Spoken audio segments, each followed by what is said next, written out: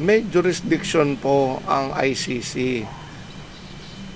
If we were to read our laws and the decisions of the Supreme Court, may authority po ang ICC. Una, under the Constitution po, Article 2, Section 2 of the Constitution, there is this proviso during the time when we were still studying law po, that the Philippines renounces war as an instrument of national policy and adopts the generally accepted principle of public international law as part of the law of the land. Ibig sabihin po yon, kung ano yung mga batas sa public international law, it's automatically a part of the law in the Philippines. That is under the 1987 Constitution. Now, we can even correlate that with the civil code provisions. Yung civil code natin na enact po ito noong 1950s. So, merong proviso doon, Article 14 of the Civil Code. May nakasulat doon na penal laws and those of public security shall be obligatory upon all those who live or sojourn in the Philippine territory subject to the principle of public international law and to treaty stipulation. So if we are going to surmise again, the Congress allowed the Philippines to be part of whatever undertaking that we may enter. So meron tayong treaty, nag-sign tayo doon sa Rome Statute, meron pa tayong Republic Act na nag-sign tayo. Now, the unilateral withdrawal coming from Presidente Duterte, it came even later.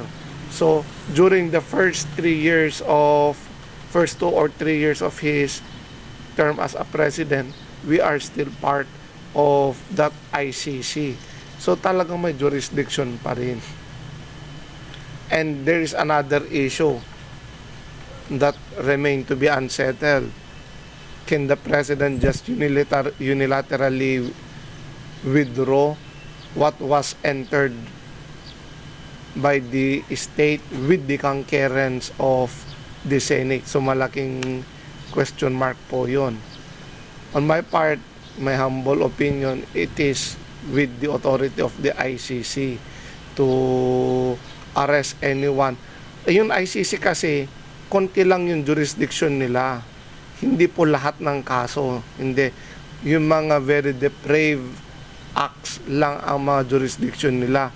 Not one murder, not 2 murders. Hindi po. Parang yun, thousands ang namamatay. Yun ang jurisdiction nila. Hindi yung pagnanakaw ng pera, hindi. Ang mga jurisdiction nila, crimes against humanity, genocide, something like that lang. Very limited. So, in this case, it can fall because undeniably, we all know what happened during the past administration. It appears that there was really a systematic killing to our populace. They were not given the chance to prove their innocence before the court. Remember, we are a court of law. We are government of laws and not of men. If we suspect a certain person to be involved with some illegalities, the proper recourse is case build up and prosecute. Hindi po yun systematic killing, which lahat naman tayo, we are all aware that it is very, very brazen, rampant during the previous administration. Sir, sa pag-arrest sa kanya, anong maging impact sa ating bansa sa nangyari? Kasi marami nang nagagalit sa nangyari, sir. On my part, it is but proper. No one is above the law. Whether you were a former president or you're the president, no one is above the law. It is but proper to charge anyone who may have been part of any serious offenses, especially involving the deaths of thousands of people. It is but proper. Dapat noon pa nga eh. How can we not hold accountable persons who may have committed said crimes? How can we give justice to those persons who were killed during the previous administration? Now, in our system of justice here in the Philippines, alam naman natin that the former president will be appointing a lot of judges, will be appointing a lot of justices. And we are aware na yung mga witnesses can be easily tampered or they can be afraid within our jurisdiction. That's the reason why this ICC was created, to ensure that all persons, all leaders who may violate the same may be prosecuted. So tama lang yung ginawa ng authorities natin, sir, ano, na in-assist yung ICC para ibiyahe doon sa the Netherlands. Definitely, that is the job of the government.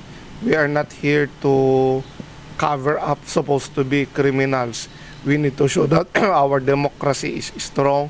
We need to show that we uphold the rule of law. And that is part of our commitment, our obligation to the international community, and of course, our moral obligation to ferret out the truth, whether or not our previous leaders, our previous authorities have indeed violated our laws. Remember, thousands were killed. And many of us, I myself, also shared the view that really there was a systematic killing. And remember, our president before was even boasting the killing of so many people. That is not a good character of a leader. As you could see, our present leader now, his words are very refined, very respectful, with proper decorum, and more importantly, he displays himself as a statesman. That should be the proper action of a leader.